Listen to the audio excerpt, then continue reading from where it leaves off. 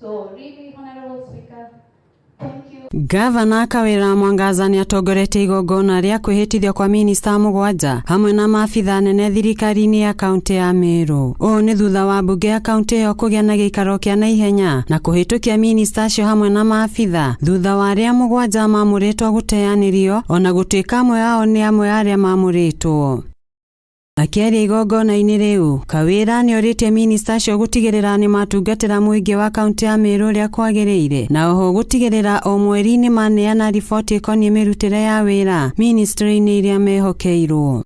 Kwa zile serikali pengine zimepita, kwa hii ya gavana ni mama itakuwa tofauti sana. We will be expecting monthly reports from every waziri and every chief officer amefanya nini Meru County kwa ofisi yake. Mwena-ini wao MCA ni morite minista acio kuruta wira hatari kuringiririo oho na kwiyumiria bunge-ini gucokia ciuria hindi ria mabatarania. Meranĩire kunyitanĩra hamwe niguo gutigirira muingi ni wona umithio wa thirikari. Oho makiurio gutigirira kigina gia thirikari ya kaunti iyo nikiahuthika na njira ina uigiririki mbere ya kuhinga mwaka wa thirikari ya kaunti iyo.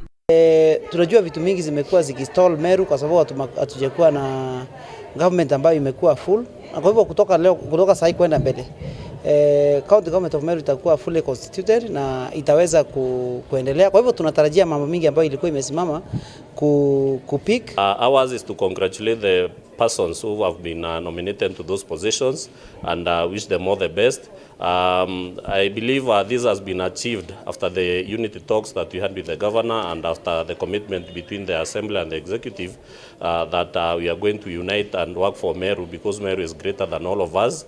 And therefore, my one to the CECs and the chief officers is that we have lagged behind a little bit when there were infightings and crises in Meru.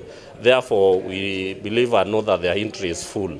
And we ask them to hit the ground running immediately after being sworn in because we expect them to be sworn in immediately, maybe after the resolutions of the assembly have been forwarded to the governor, which is happening right now.